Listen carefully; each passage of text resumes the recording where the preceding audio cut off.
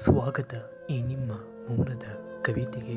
ಸ್ನೇಹಿತರೆ, ಇವತ್ತಿನ ಒಂದು ವಿಡಿಯೋದಲ್ಲಿ ನಮ್ಮ ನಡೆದಾಡುವ ದೇವರು ಪರಮ ಪೂಜ್ಯ ಡಾಕ್ಟರ್ ಶ್ರೀ ಶ್ರೀ ಶ್ರೀ ಶಿವಕುಮಾರ ಸ್ವಾಮೀಜಿಯವರು ಹೇಳಿರುವ ಒಂದೆರಡು ನುಡಿಗಳನ್ನು ನುಡಿಯಬಲ್ಲೇನು. ತಡ ಮಾಡೋದು ಬೇಡ ಸ್ನೇಹಿತರೆ, ಬನ್ನಿ ಈ ತಕ್ಷಣವೇ ವಿಡಿಯೋ ಶುರು ಮಾಡೋಣ. ಮದುವೆ ಸಮಾರಂಭಗಳು ಸರಳವಾಗಿ ನಡೆಯಬೇಕು. ಪ್ರೀತಿ ಪ್ರೇಮಗಳ ಆತ್ಮೀಯ ಮಂಗಳ ಕಾರ್ಯಕ್ರಮಗಳಾಗಬೇಕು. ಎರಡು ಮನೆಗಳ ಬೆಳಕಿನ ಹಬ್ಬವಾಗಬೇಕು. ದುಡಿಮೆ ಸತ್ಯಶುದ್ಧವಾಗಿರಬೇಕು. ಪರಹಿತ ಮುಖಿಯಾಗಿರಬೇಕು. ಲೋಕದ ಮನೋಧರ್ಮ ಏಕಮುಖಿಯಾಗಬಹುದಲ್ಲ, ಬಹುಮುಖಿಯಾದುದು. ಸಂಕೀರ್ಣ ಸ್ವರೂಪ ಅದರದ್ದು. ನಮ್ಮ ಪೂರ್ವಿಕರು ನಮಗಾಗಿ ದುಡಿದ ಎತ್ತು, ಹೋರಿ, ಹಸುಗಳು ಸತ್ತಾಗ ಸಮಾಧಿ ಮಾಡುತ್ತಿದ್ದರೆ ಹೊರತು ಅವುಗಳನ್ನು ಕಟುಕರಿಗೆ ಮಾರುತ್ತಿರಲಿಲ್ಲ. ಮಾನವೀಯತೆ ಅವರ ಜೀವನ ಗುಣವಾಗಿತ್ತು. ಸೇವೆ ಎಂಬುದು ಪ್ರಚಾರದ ಸರಕಲ್ಲ, ಅದು ಗುಪ್ತ ಶಕ್ತಿ, ವ್ಯಕ್ತಿಯನ್ನು ಆರೋಗ್ಯವಂತನಾಗಿರಿಸುವ ಸಂಜೀವಿನಿ. ನಮ್ಮ ಹಿಂದಿನ ಪೂರ್ವಜ ಗುರುಗಳು ನಮಗೆ ಕಲಿಸಿದ ಪಾಠವೆಂದರೆ ಸದಾ ಕ್ರಿಯಾಶೀಲವಾಗಿರುವ ಜೀವನ ಭಾಗ್ಯ. ಮಾತು ಮಿತವಾಗಿರಬೇಕು, ಹಿತವಾಗಿರಬೇಕು, ಪ್ರೀತಿಯಿಂದಿರಬೇಕು, ಸರಳವಾಗಿರಬೇಕು, ಮಧುರವಾಗಿರಬೇಕು, ಮೃದುವಾಗಿರಬೇಕು. ಮಾತು ತಪಸ್ಸು ಎನಿಸುವಂತಿರಬೇಕು. ಆತ್ಮಾವಲೋಕದ ಅರಿವಿನ ಅಭಾವದಿಂದ ಸಮಾಜವಿಂದು ನೈತಿಕತೆಯ ದಿವಾಳಿಯನ್ನು ಅನುಭವಿಸುತ್ತಿದೆ. ಮಾನವ ಪ್ರಜ್ಞೆ ಜಾಗೃತವಾದಾಗ ಹೊರತು ಇಂದಿನ ಸಮಸ್ಯೆಗಳಿಗೆ ಪರಿಹಾರ ಕಾಣದು.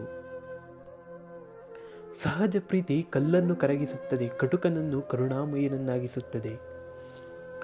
ಜಗತ್ತು ವೇಗವಾಗಿ ಮುಂದುವರಿದಿದೆ, ಆದರೆ ಆ ವೇಗದಲ್ಲಿ ವಿನಯವಿಲ್ಲ, ವಿಚಾರವಿಲ್ಲ, ಮೌಲ್ಯಗಳಿಲ್ಲ.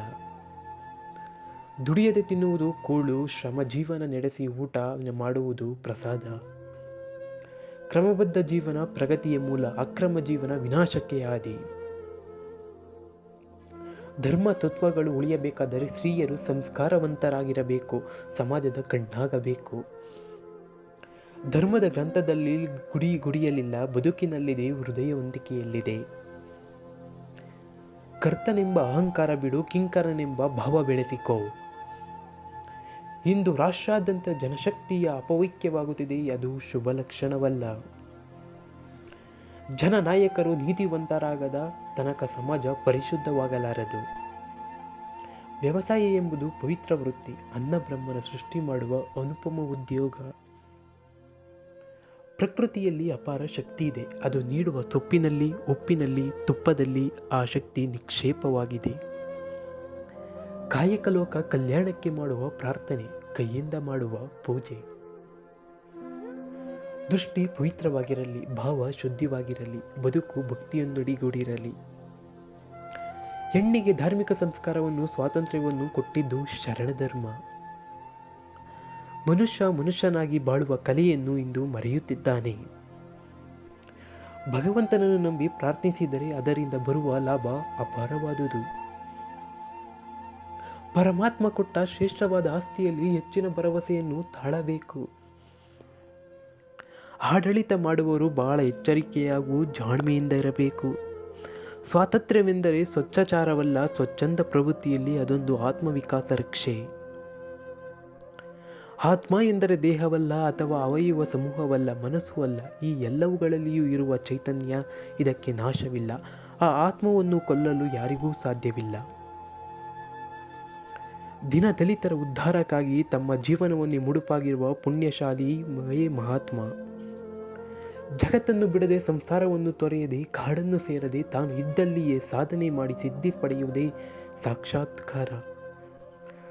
ಮಾನವನ ಮನ ನೊಂದಿತೆಂದು ಸತ್ಯಕ್ಕೆ ಅಪಚಾರ ಮಾಡದೆ ನಡೆದುಕೊಳ್ಳುವನೇ ಧೀರ. ಪ್ರತಿದಿನ ಮಲಗುವ ಮುನ್ನ ನುಡಿಗಳು ನಡೆಸಿದ ಒಳಿತು ಕೆಡಕುಗಳ ಜಮ ಖರ್ಚನ್ನು ಅವಲೋಕಿಸಬೇಕು. ಶಿಕ್ಷಕ ಎಲ್ಲಕ್ಕೂ ಮೊದಲು ಚಾರಿತ್ರ್ಯ ಶುದ್ಧಿಯನ್ನು ಕಾಪಾಡಿಕೊಳ್ಳಬೇಕು. ಅಧ್ಯಯನಶೀಲವಾಗಿರಬೇಕು.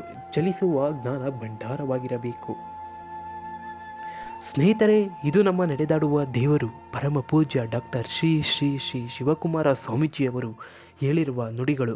ಇದೇ ರೀತಿ ನಮ್ಮ ಕನ್ನಡ ಕವಿಗಳ ಸಾಹಿತ್ಯ, ವಚನಗಾರರ ಸಾಹಿತ್ಯ, ಹಲವಾರು ಕನ್ನಡ ಸಾಹಿತ್ಯವನ್ನು ನಿಮ್ಮ ಮುಂದೆ ಪ್ರಸ್ತುತಪಡಿಸ್ತೇವೆ. ನೀವೇನಾದರೂ ಫಸ್ಟ್ ಟೈಮ್ ನಮ್ಮ ಯೂಟ್ಯೂಬ್ ಚಾನಲ್ ವಿಡಿಯೋ ನೋಡ್ತೀರಾ, ದಯವಿಟ್ಟು ಸಬ್ಸ್ಕ್ರೈಬ್ ಮಾಡ್ಕೊಳ್ಳಿ. ಸಿಗೋಣ ಮುಂದಿನ ವಿಡಿಯೋದಲ್ಲಿ. Thank you for watching Guy.